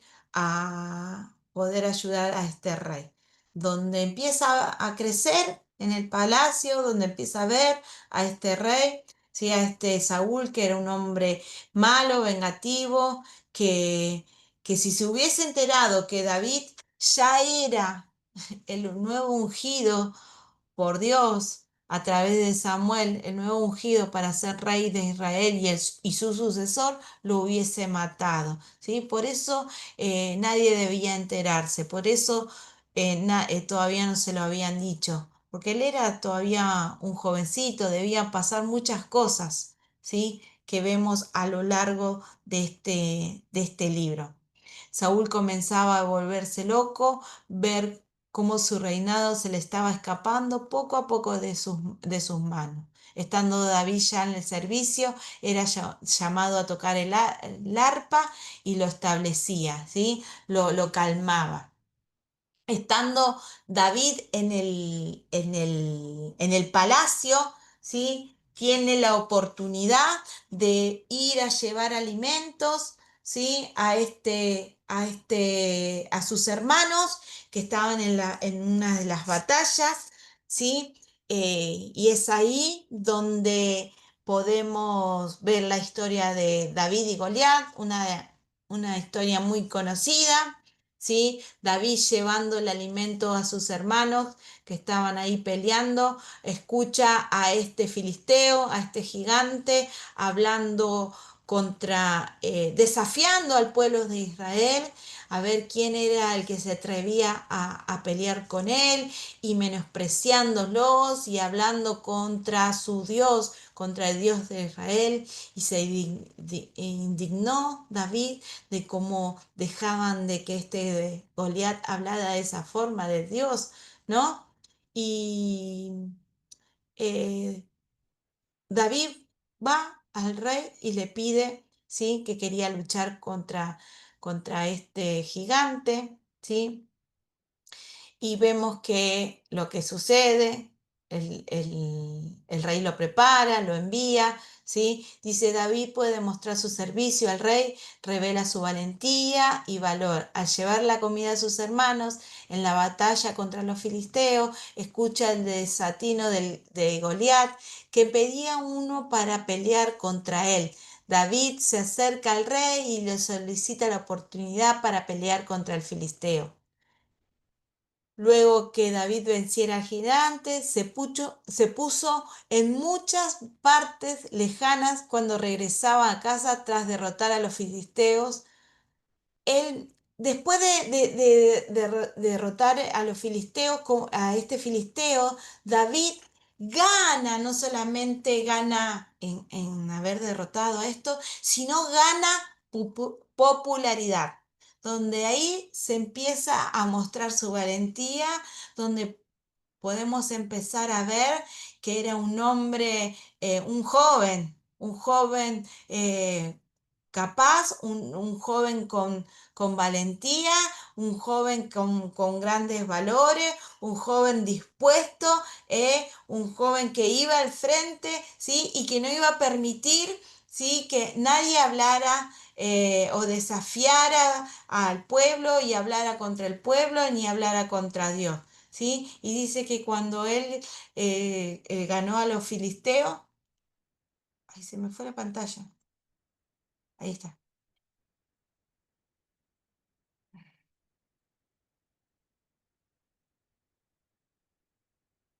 ahí se me... ¿Me escuchan? Sí, sí, se escucha, pastora. Pero se fue la pantalla, ahí. Ahí se ve, Bueno, ahí se ve. bueno, y que las mujeres empiezan a cantar, Saúl ha matado a miles y David a 10.000, como que, a ver, ahí está. Como que eso fue lo que le empezó a resonar a este Saúl, ¿sí? Y entrar en la envidia, el enojo, ¿sí? Y es donde no le empieza a gustar mucho lo que este David estaba haciendo. Mientras David y no le gusta mucho lo que este David está haciendo y empieza a perseguirlo, empieza a buscar la oportunidad para poder matarlo, empieza a buscar la oportunidad para poder deshacerse de David. Voy a ir rápido porque quedan pocos minutos, ¿sí? Era perseguido por toda la tierra para ser matado por el propio Saúl. Y es acá, a esto quiero llegar. A lo largo de estos versículos que quedan en estos libros, en estos dos libros, podemos ver cómo David, escapando de Saúl, de este rey, empieza a esconderse, a irse a ciudades, a irse aún a donde vivía Samuel, y es acá donde podemos hoy comprender muchos de los salmos, conociéndose estas historias, conociendo cada una de estas escapadas, de estos tiempos que vivió David, podemos entender muchos de los salmos que escribió David en estos momentos, en estos tiempos de angustias, en estos tiempos que él estaba viviendo de temor, ¿sí? Escapando de un rey, nada más y nada menos, ¿sí? Al que él pudo haber matado muchas veces, pero no lo hizo, porque David tenía temor de Dios, él no tenía maldad, él no quería eso, sino él quería hacer lo recto delante de Dios, ¿sí? Mientras que David era perseguido por toda la tierra para ser matado por el propio Saúl o por alguno de los espías que él mandaba, David tenía muchos amigos en la lucha contra Saúl. Desde el día que asesinó al gigante, trabó una amistad muy especial con Jonatán. Este Jonatán era el hijo más conocido de Saúl, ¿sí? Jonatán era el que quería hacerle cambiar la opinión que tenía Saúl con David. Él intentaba, eran tan amigos, habían entablado tan linda amistad, tan linda relación, que se cuidaban el uno al otro, y Jonatán quería hacer cambiar el pensamiento de su papá. Pero aún así este hombre tan terco, tan duro de corazón, quería igual, de todas formas, siendo el amigo de su hijo, quería matarlo. Eh, pero no pudo cambiar. Y trataba de proteger a David, al igual que Samuel, otro amigo al cual visitaba en su casa, para poder esconderse de Saúl. Saúl se entera dónde estaba escondido David. Este había tenido dos oportunidades de matar a su enemigo, pero en cada una se compadeció de Saúl. David se compadecía, dejándolo que Dios castigue, que su castigo viniera de Dios, que sea Dios el que se ocupara, ¿sí? El día final llegó en la batalla del monte de Gilboel, cuando vio un gran ejército, que vio que era grande el ejército de los filisteos, tuvo miedo y buscó el consejo, del Señor. Como no le respondió, buscó a una bruja en Edom. Acá vemos cómo Saúl no esperó lo que Dios quería hablar. Dios no le habló porque ya había dicho que se había apartado de él, que ya no quería que él siga siendo rey de Israel. Entonces se desesperó, tuvo miedo este rey arrogante, este rey fuerte, y buscó ayuda a una vidente, a una bruja, que esta mujer invocó el espíritu de Samuel y le advierte: el Señor ha quitado el reino de tu mano y lo ha dado a tu prójimo David. Es ahí donde Saúl se entera quién iba a ser su sucesor. Al escuchar estas palabras, Saúl tuvo miedo de volver a la batalla. Fueron sus siervos que lo persuadieron a que volviera a pelear. Él no quería volver porque sabía lo que iba a acontecer. Los filisteos estaban decididos a destruir al rey y a toda su familia, ¿sí? Los tres hijos de Saúl fueron muertos en la batalla. Hasta el mismo Saúl fue herido gravemente. No lo mataron los filisteos. Él pide, ¿sí?, a su escudero que lo matara piadosamente, que no lo dejara vivo, porque si lo encontraban los filisteos lo iban a torturar y mutilar, ¿sí? Y si lo llegaran a encontrar con vida, iban a hacer eso. Bueno, este se rehusó, pero el mismo Saúl se quita la vida con su espada, ¿sí?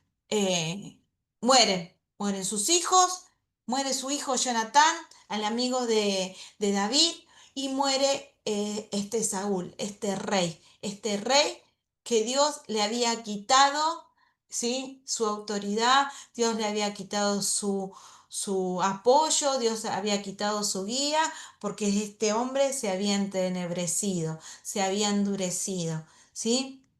Y le revelaba quién iba a ser su sucesor, ¿sí? Porque él ya lo odiaba, ya sabía que este David algo se traía, que era alguien en que Dios tenía puesto su mirada, ¿sí? Porque dice, más adelante podemos ver que dice que David era un hombre conforme al corazón de Dios, ¿sí? Y se podía ver en su actuar, ¿sí?, en su vivir, ¿sí?, en cómo Dios respaldaba su batalla, en cómo Dios lo guardaba, ¿sí?, de que él era un hombre guiado por Dios. Y ya comenzamos como en el segundo libro, ¿sí? Vamos a verlo así, por arriba rápido, pero la semana que viene igual vamos a hacer un repaso y ustedes van a tener las imágenes donde pueden, siempre las imágenes van a poder ayudar para que puedan hacer las tareas o para que la puedan volver a ver si no queda algo claro o me preguntan, ¿sí? En el segundo libro comienza con David ya como rey por derecho. Él Gracias. cuando, sí, sí, Cris. No, no, que lo que ahora vas a dar es todo lo que es el segundo libro de Samuel. Sí, sí. Ah, bueno, bueno, listo. Eh, no sé cuántas imágenes quedan.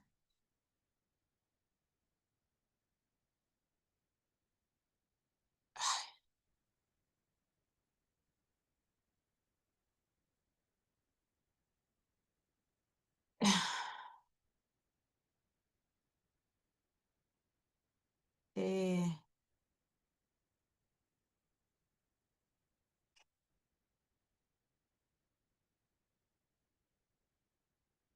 quedan 6 imágenes. Bueno, este libro comienza como David, como ella como rey, por derecho, porque él ya estaba ungido, ¿sí? Y él no sabía, él no estaba presente cuando Saúl y sus hijos murieron en esa batalla, ¿sí? Él regresa, ¿sí? A ese lugar, él estaba escapando, ¿sí? De Saúl, que no lo matara. Él regresa, él estaba en Silgar, en la ciudad en el desierto que estaba en las manos de los filisteos, en donde había estado por un año escapando de Saúl. Aún Dios lo había guardado en tierra de sus enemigos, ¿sí? Lo guardó de sus enemigos, de los filisteos, de Saúl y de sus perseguidores. Cuando llega de vuelta a la tierra de Israel, se entera del desastre que había pasado, de la muerte de Saúl y de Jonatán. David dice que lloró tanto que como sintió tanto la pérdida de esto, del rey y de su amigo, que le dolió tanto que lloró como que si hubiera muerto un familiar, ¿sí? Luego que dejó esa ciudad, David le pide el consejo a Dios, ¿sí? Y fue a Hebrón, donde su propia tribu lo ungió como rey sobre la casa de Jehová.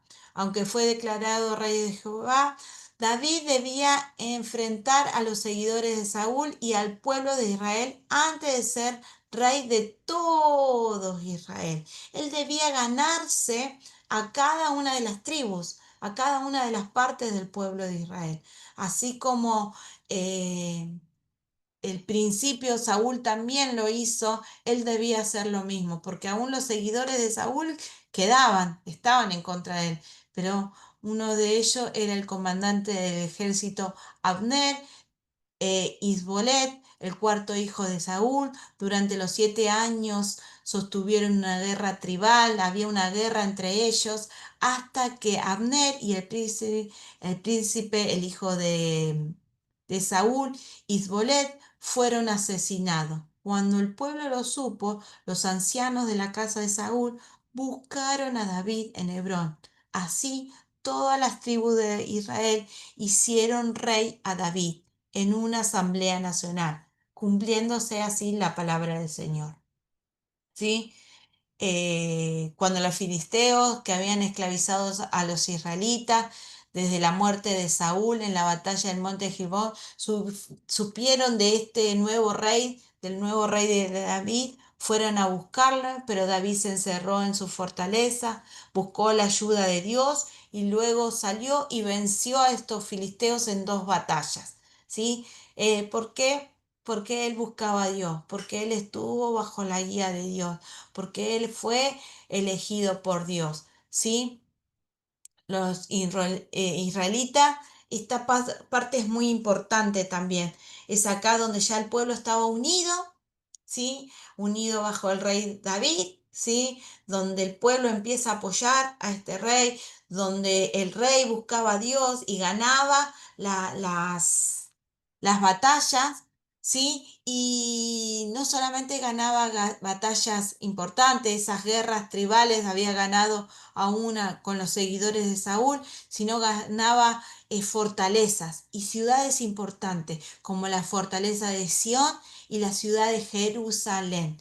¿Sí? La ciudad de Jerusalén, la captura de Jerusalén fue algo muy importante, porque ahí es donde Jerusalén sería el centro de toda la nación, ¿sí? Se establecería como centro de la nación.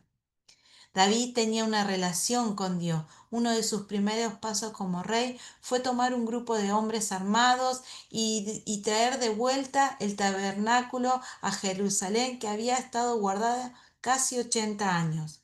¿Sí? ¿Se acuerdan que el tabernáculo, el arca de Dios había sido robado por por los filisteos lo tuvieron en el templo de Agón y lo vuelven a enviar para la tierra de Israel, pero no llega a la tierra de Israel y está en la casa de una familia por un tiempo. David decide que es necesario recuperarlo, lo manda, ¿sí? Con unos fracasos de entre medio, recupera, ¿sí? El arca, construyó una hermosa casa para el arca, pero no estaba contento que el arca de Dios descansara en una tienda, mientras él viviera en un palacio, ¿sí? Así que fue al profeta Natán, un profeta ya anunciado anteriormente, con el plan de construir un templo, pero el Señor le dijo que él no iba a ser el que construyera la casa de Jehová, que él no iba a ser el que construyera el templo. ¿Por qué? Porque él era un guerrero y había derramado mucha sangre, ¿sí? Pero le hizo una promesa, quédate tranquilo, vos no lo vas a hacer, pero tu dinastía, tu descendencia sí lo va a hacer. Dios le hace esta promesa a David, que una de sus descendencias de rey tendría la oportunidad de construir el templo que él tanto anhelaba para la casa de Dios, para la presencia de Dios, sí, en la tierra. Y no solamente Dios le dice que lo va a hacer eh, eh, a través de su descendencia se construiría un templo en la tierra, el templo de Dios aquí en la tierra, sino que se establecería el reino eterno. ¿Sí? Fue Salomón, hijo de David, quien sería quien edificaría el templo, que más adelante lo vamos a ver. ¿Sí? Pero David en este tiempo de su reinado se dedicó a reunir todo el oro, toda la plata y todos los materiales necesarios, toda la riqueza para construir ese templo que él tanto anhelaba, ¿sí? El cual fue guardado para que su hijo Salomón, que aún no había nacido todavía cuando Dios le hace esta promesa, fuera quien construyera el templo. David tenía mucho trabajo durante ese tiempo, antes que sus enemigos fueran expulsados de la tierra. Acuérdense que todavía estaban sus enemigos en esa tierra. Venció a los filisteos en el occidente, a los moabitas, a los edomitas y amorreos al este, y a los amalecitas. Luego subyugó a los sirios y aliados. Todas las naciones enemigas entre Egipto y el Éufrates fueron dominadas. Dice, y Jehová dio la victoria a David por donde quiera que fuere. David fue soberano en su propia tierra y muy respetado y temido en otras tierras. Dios estaba con David, Dios guiaba a David, fue el rey más importante que tuvo el pueblo de Israel. ¿Sí? Fue el rey que Dios había levantado para revertir ese rey ese primer rey que había levantado, ¿sí? A Saúl, ¿sí? Que había cambiado su corazón. David tuvo una debilidad, ¿sí? David era muy conocido ya, muy importante, un rey muy importante, era como dice su palabra, era temido en nuestras tierras y para guardar su posición, ¿sí? Él se quedó en una de las batallas, ¿sí? Se quedó y mandó solamente al campo de batalla a sus tropas. ¿Sí? Y él se quedó en el palacio. Y mientras estaba en el palacio, paseando por el palacio, vio a una mujer que se estaba bañando en una de las terrazas de adentro del palacio. Investigó quién era esta mujer. Esta mujer era Betsabé, esposa de Urías, uno de sus oficiales, uno de los que estaban en la batalla que él no había ido. David la busca y se encuentra con ella y ella queda embarazada después de este encuentro y ella se lo hace saber al rey. Sí, es una historia muy conocida también. El rey, en un intento de tapar su pecado, su falta, su error, ¿sí? Pide que el esposo de Betsabé, Urías, vuelva a su casa para que pueda estar con su esposa, pero este Urías no quiso dejar a sus tropas solos mientras él gozaba de estar en su casa con su familia y que sus soldados sigan peleando la guerra solos. No hizo caso. Manda a... Luego el segundo intento para tapar este pecado es emborracharlo a este Urias. Y también lo manda otra vez a buscarlo. Este también se niega en volver a su casa y no puede cumplir el plan que tiene este David para tapar su pecado. Todo era para tapar su pecado. Entonces David ordenó que lo pusieran enfrente de la batalla a este Urias y es ahí donde es muerto. ¿Sí? Donde este Urias muere y pasó lo que David quería que pasara. Pero David pensó que todo pasaría, que todo estaba tapado, que ya nadie se daría cuenta de su pecado, pero Dios vio lo que había acontecido, lo que había sucedido y envía al profeta a hablarle a David. Pero las acciones de David molestaron al Señor cuando David es confrontado por el profeta Natán. Por todo esto, él inmediatamente reconoce lo que había hecho y es quebrantado y arrepentido, pide perdón a Dios. El profeta le aseguró que Dios había perdonado, pero que habría consecuencias en sus actos para toda su vida. Así como resultado de su horrible elección, la familia de David y su reinado se desmoronan. Luego de este pecado, no solamente de haber pecado, sino de haber querido encubrir este pecado, trae una decadencia, unas consecuencias terribles en la vida de David. David debe, si bien se arrepintió, Dios lo perdonó, eh, él piden, él se escapa, ¿sí? Y podemos ver algunas de las consecuencias que trajo el pecado de David. Los hijos de David terminan repitiendo los mismos errores que él. ¿Sí? Hasta sus medios hermanos violan a una de las hijas de David, ¿sí?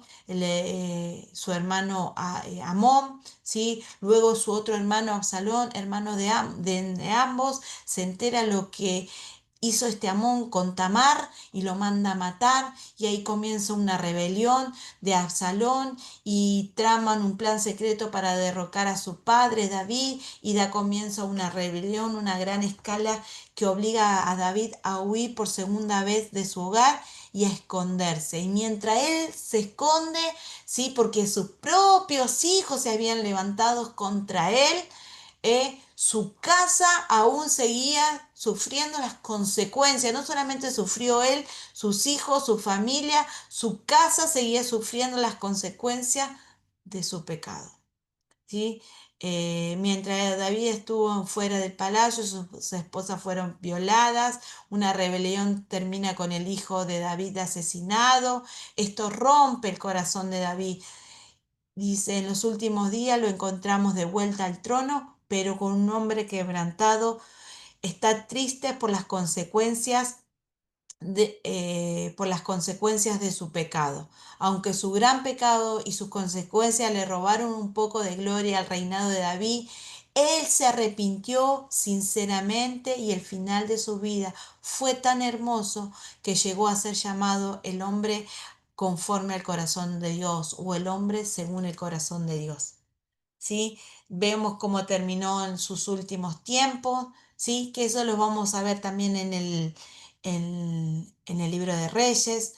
Fue un hombre admirable como ser humano, fue grande y tuvo amor sin límites por Dios, una fe inquebrantable, lealtad por él, ¿sí? Y murió a los 71 años como rey de Judá por 7 años y rey de todo Israel por 33 años. Reinó 40 años, ¿sí? Así que esos fueron los libros, esos fueron hoy, ahí se dejó de ver, ¿no? Esos fueron los libros de Primera y Segunda de Samuel. Tienen cantidad de historias, cantidad de relatos históricos, como dice la clasificación de estos libros, cantidad, pero cada uno de esos relatos podemos sacar una enseñanza. En cada uno de esos relatos podemos ver cómo Dios obraba en misericordia, obraba al que se humillaba, al que se arrepentía, al cómo alcanzaba con su gracia. Acuérdense que eran tiempos de la ley y aún así podíamos ver la gracia de Dios obrando a favor de su pueblo. ¿Sí? Espero que haya sido de bendición este día, esta clase. Así que si quedó algo, igual me pueden preguntar o podemos verlo la clase que viene. ¿Sí? Dios los bendiga. No sé si tienen algo que consultar, algo que decir, pastora. No, nada que decir, hermanos, vayan a descansar, que Dios pueda bendecir su descanso del día lunes, amén. Oramos al Señor y que, bueno, estos son historias, hermanos, pero la verdad que son libros históricos que tienen enseñanzas muy importantes para nuestra vida y de cuántas prédicas nos han cambiado la mente y el corazón a través de estas historias. Aún de los fracasos hemos aprendido, ¿sí? De los fracasos de esas personas, no diría personajes porque personaje es más ficticio, son personas reales, ¿sí? Y realmente de todos sus fracasos, de todos sus éxitos, siempre tenemos que aprender y darnos cuenta que cuando Israel estaba para arriba, estaba bien con Dios, cuando Israel tenía fracasos, y muchos dolores de cabeza tenía que ver con haber roto con su compromiso con Dios. Aprendamos, pensemos, reflexionemos. Amén. Oramos al Señor, dándole gracias por esta clase. Bendito Padre Celestial, te damos toda la gloria y la honra a ti. Gracias, Padre Celestial, por todo lo que hace por nosotros cada día. Gracias, Padre Celestial, por tu misericordia. Gracias, Señor, mi Dios, por tu palabra que nos muestra muchas cosas, Señor. Siempre nos está mostrando algo. Señor, aún pudiendo estar estudiando, Señor, mi Dios, hay algo que tú nos muestras, nos confrontas, Padre. Gracias, Señor, por este tiempo de formación. Gracias porque todo ayuda a nuestra vida espiritual, Señor. Nada es para mal, sino que es para crecimiento. Y Padre, aún las cosas que no nos cierran en este tiempo, a su debido tiempo tiene su fruto. Gracias, Padre, por la pastora Vanessa, gracias por los hermanos que están ahí preparándose con dedicación hacia algo que ni tenemos idea, no están en nuestra mente, pero están en tu corazón y se van a cumplir a su tiempo. En el nombre de Jesús, amén y amén. Mis queridos hermanos, que Dios les bendiga. Los saludo con la paz del Señor.